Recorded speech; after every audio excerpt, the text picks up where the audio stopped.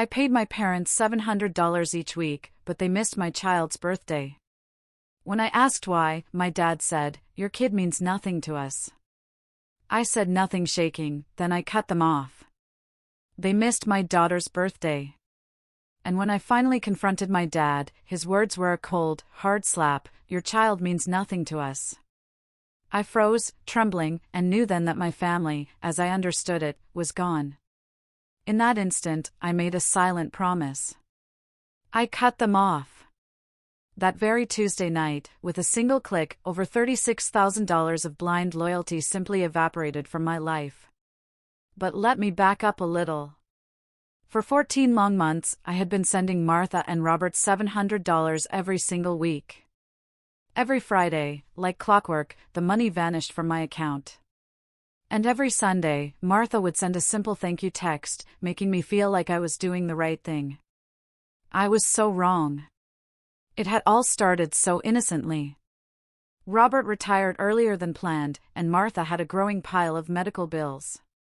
They told me they just needed a little help to make ends meet. I had a steady job, a cozy apartment, my wonderful fiancé, Sarah, and our 5-year-old daughter, Lily, who genuinely believed birthday cake was the greatest thing humanity had ever created. $700 a week felt like a huge chunk of my paycheck, but they were my parents. Family helps family, right? That's what we're taught. But here's the brutal truth nobody warns you about when you're helping family: sometimes, you're not actually helping them. Sometimes, you're just funding someone else's lavish vacation while your own child is playing with worn-out dollar store toys. My brother, Michael, had 2 kids, both a little older than Lily. Martha and Robert? They were utterly obsessed with them.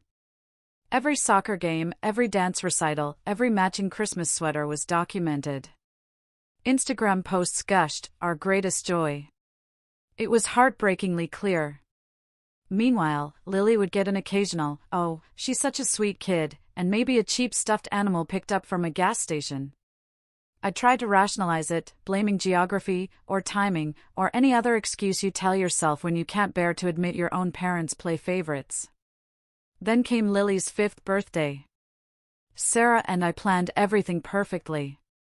A backyard party, bright balloons, a beautiful cake with her favorite cartoon character. Martha and Robert promised they'd be there early. Wouldn't miss it for the world, Martha had said. Hours crawled by. No call, no text, nothing. Lily kept asking, when are Grandma Martha and Grandpa Robert coming? I kept checking my phone, my heart sinking lower with each passing minute. The cake was cut. The candles blown out. The last guests went home. They never showed. Not a single message. Not even a sorry, something came up. It was just silence. I plastered a smile on my face for Lily, played games, sang happy birthday.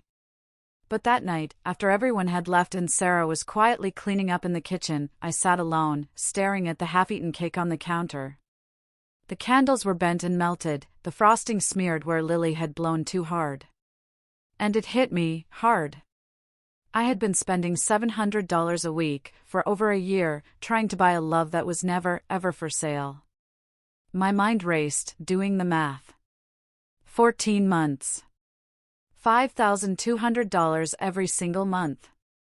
Over $36,000 total. That was enough for a decent car. Enough to take Lily on a trip she'd actually remember. Instead, I'd been automatically funneling it into an account held by people who couldn't even manage a "sorry we missed your kid's birthday" text. I pulled out my phone and opened my banking app.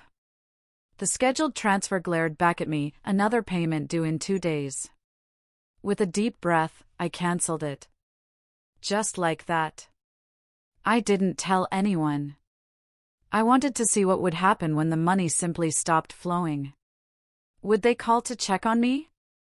Would they finally realize how much they'd taken for granted? Friday came and went.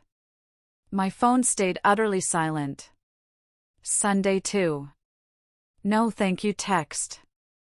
No emoji hearts. Nothing. It wasn't until the following Tuesday that Martha finally reached out. Her message? Did you forget the transfer? No emojis this time, no warmth. Just 5 cold words that confirmed everything I'd been too terrified to admit. I wasn't their son anymore. I was their ATM. That single message told me absolutely everything. She didn't ask if something was wrong. She didn't ask how Sarah or Lily were doing.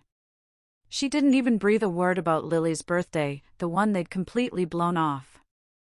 Just, did you forget the money? I stared at those words for a long, heavy time. Then, a quiet realization settled in. Sarah once told me that love without respect feels like a debt you'll never, ever finish paying. She was so right. And I was completely done being in debt to people who only saw me as a monthly deposit. The next morning, I made Lily breakfast, packed her lunch, and we went for a walk. The sun was shining. She chased pigeons down the sidewalk, giggling, and for the first time in over a year, I felt absolutely no guilt about money. It was liberating. That afternoon, Martha called. Not to ask how we were, not to apologize for missing Lily's party. She called to demand the missing payment. I didn't answer. I just turned off my phone, made a huge bowl of popcorn, and watched a silly movie with Lily instead. It felt good. That night, as I tucked her in, Lily asked if Grandma Martha and Grandpa Robert were mad at us. I told her they were just busy. It was a kinder lie than the truth. But inside, I made myself an ironclad promise: if they could ignore my child on her birthday, they didn't deserve another cent, another excuse, or another chance from me. I didn't need a huge, dramatic confrontation. I didn't need closure. What I truly needed was distance. And for the very first time in my life, I understood that sometimes silence can be the most profound answer of all. The silence lasted exactly 8 days. Then my phone started blowing up. Martha sent long, rambling paragraphs about family supporting each other and how I was emotionally hurting them by suddenly stopping. Not one word about Lily, not one apology for missing her birthday. Just relentless guilt trips about the money. Robert's texts were shorter, sharper, colder. They felt less like messages from a father and more like urgent collection notices. I still didn't respond. I needed to see how far they would truly take this. By week 2, Michael called. He started with a casual, "Hey man, just checking in." But within 30 seconds, he was already laying into me about how Martha and Robert were really struggling now that I'd stopped helping. I almost barked out a laugh. Struggling? I had been sending them $2,800 a month. Where in the world was it all going? That question gnawed at me, keeping me up at night. So, I started digging. I meticulously reviewed my bank records, 14 months of those $700 weekly transfers. Then, I pulled up their account activity, the limited view I still had from when we'd shared access during an emergency months prior. The pattern, once I truly looked, was sickeningly obvious. Almost every Monday, right after my transfer hit their account, there were withdrawals. Sometimes one huge chunk, sometimes split into 2 or 3 transactions, always suspiciously close to the amount I'd just sent. I started matching dates. The week I sent an extra $500 for urgent home repairs? They posted photos from Disneyland with Michael's kids, all grinning in matching Mickey ears. The month I'd covered medical expenses, shiny new, expensive bikes suddenly appeared in the background of their family photos. I didn't want to jump to conclusions, but my gut was screaming. So, I called in a favor. A buddy of mine, an old friend, used to work in private investigations. I asked him to quietly, discreetly, check where all that money was really going. 3 days later, the report landed in my inbox. It confirmed my worst fears, and then some. Most of the money I'd sent over the past year? It had been spent entirely on Michael's family. Vacations. Expensive toys. School fees. Elaborate birthday parties. Martha and Robert had been using me as their personal ATM, funding Michael's entire lifestyle, all while telling me they could barely afford groceries. I sat at my desk, staring at those online photos Martha and Robert had so proudly posted. My nephews, beaming ear to ear in front of roller coasters, clutching expensive souvenir plush toys. Lily had never seen anything like that. She was happy with chalk on the sidewalk, or just swinging at the park. Lily never complained once. But knowing Martha and Robert had been lying to me for over a year, also they could spoil someone else's kids? That broke something fundamental inside me. It wasn't jealousy, it was a profound, aching grief. I had believed them when they said they needed help. I believed them when they said Michael was doing his own thing and couldn't contribute. I honestly believed I was keeping them afloat. Turns out, I was just paying for Michael's kids to have the childhood Lily wasn't getting. I didn't tell Sarah everything immediately. I just told her I needed space to think, but she knew something was deeply wrong. A few days later, I drove to Martha and Robert's house. I didn't go inside. I just sat in my car across the street, staring at their front yard. There were toys everywhere, a trampoline, a bright plastic playhouse, little red toy cars scattered across the lawn. The exact kind of things they'd told me they absolutely couldn't afford. I sat there for almost an hour, replaying every single time I'd skipped something for my own little family because Martha and Robert needed help this month. Then I drove home, opened my laptop, and called my bank. I didn't just cancel the transfers, I blocked any future automatic withdrawals from their account permanently. The woman on the phone asked, "Are you sure you want to end these family support payments?" I said yes, without a flicker of hesitation.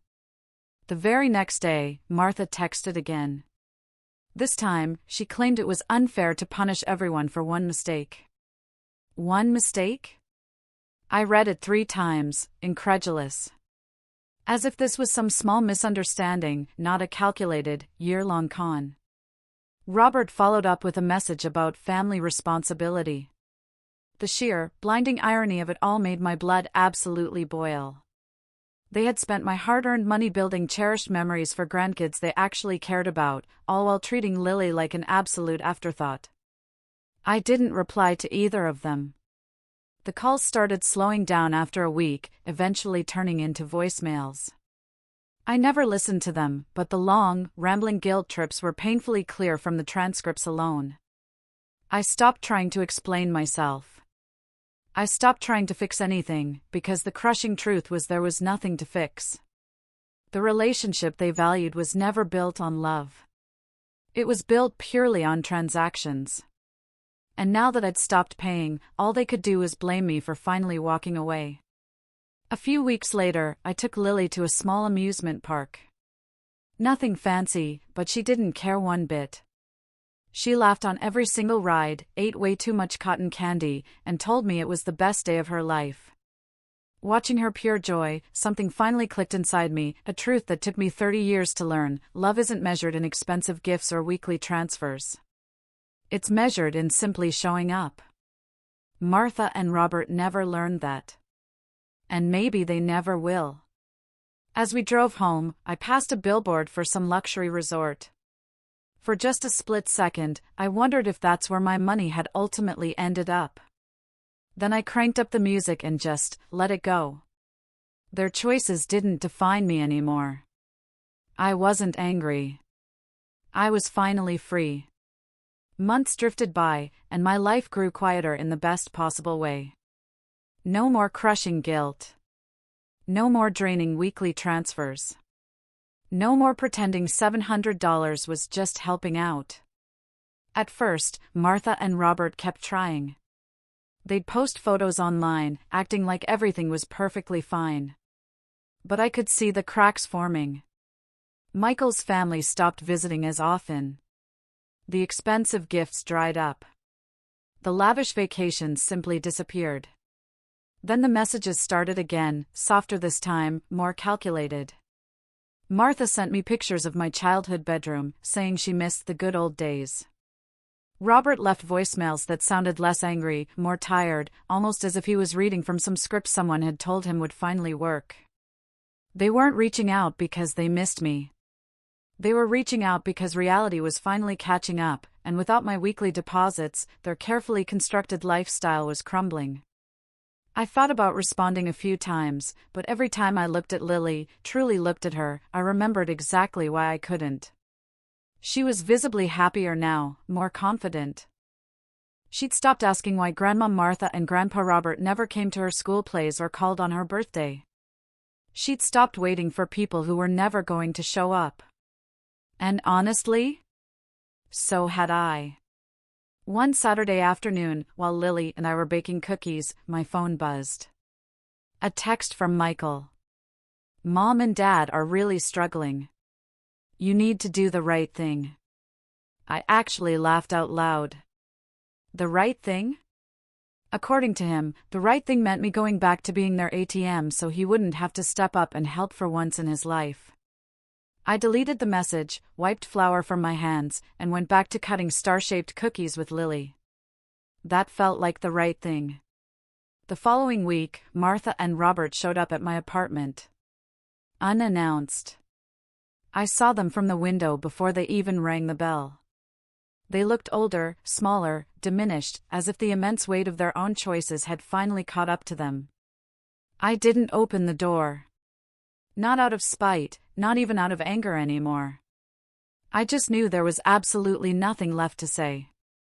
They'd made their choice the moment they decided Lily didn't matter. That was the moment they stopped being her grandparents. That was the moment they lost any right to stand on my doorstep, expecting anything from me. I watched them wait for a few minutes. Then they left a small box by the door and walked away, their shoulders slumped. Inside was an old family photo, me, Michael, and them, on some vacation I barely remembered. The edges were yellowed, the smiles frozen in a time that no longer existed.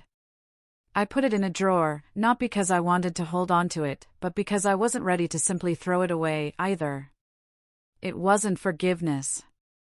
It was a quiet, weary acceptance. That same week, I emailed my lawyer. I wanted every single financial tie officially severed. No more shared accounts, no lingering authorizations, absolutely nothing they could ever use to pull me back in. He drafted a simple document, citing personal reasons for ending all financial obligations. When I signed it, I felt an incredible weight lift off my shoulders, a burden I hadn't even realized I was carrying. Over the next few months, I heard bits and pieces through mutual friends. Martha and Robert had started selling things just to cover their basic bills. Michael moved to another state for a new job. Apparently, they expected him to start sending money. He never did. The biting irony was not lost on me.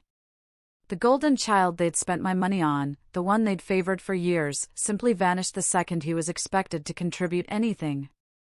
Maybe that was the lesson they finally needed to learn. Maybe it wasn't. Either way, it wasn't my problem anymore. Life slowly found a new, beautiful rhythm. I poured all that wasted energy, all that guilt, into being truly present for Lily and Sarah. Movie nights, weekend hikes, school events where I was, undeniably, the loudest parent cheering in the crowd. Sarah and I finally planned the wedding we'd been putting off for so long. The one we couldn't afford before, because so much of my paycheck had been silently vanishing into someone else's life. When our wedding day came, it was small, simple, and absolutely perfect. Lily walked down the aisle, throwing flower petals and giggling the entire way. We didn't invite Martha and Robert, not out of revenge. I just wanted one day that was truly about us. One day without pretending, without tiptoeing around people who had proven they didn't actually care. Standing there, holding Sarah's hand, I realized how much time I had wasted waiting for people to value something they never would. Love shouldn't need constant reminders. It shouldn't cost $700 a week. It should just exist, quiet and steady, like breathing. After the ceremony, Lily ran up, beaming, and asked if we could take a family photo, just the three of us. That picture sits on my desk now. Not because it's flawless, but because it's profoundly real. Every time I look at it, I remember that family isn't just about who raised you. It's about who shows up, truly, when life gets hard. Martha and Robert taught me that lesson in the hardest possible way. But I'm so incredibly glad I learned it before Lily ever had to. A few months later, Martha sent one last letter. Printed, not handwritten, formal, and utterly cold. She wrote that they hoped one day I'd remember where I came from. I read it once, folded it carefully, and placed it in the drawer with that old, yellowed photo. Then I closed the drawer for good. Because I do remember where I came from. And I also remember exactly where I'm going. The difference is this time, I'm not dragging anyone with me who refuses to walk beside me. That night, I stood by Lily's bedroom door, listening to her soft, even breathing in her sleep. The house was quiet, truly peaceful. No guilt. No manipulation. No invisible debts disguised as love. Just us. I realized then that I hadn't lost anything at all. I had simply stopped paying for an illusion. And as I whispered goodnight and turned off the light, one thought crossed my mind, clear as crystal. I didn't cut Martha and Robert off because I stopped caring. I cut them off because they never truly started. What would you have done in my situation?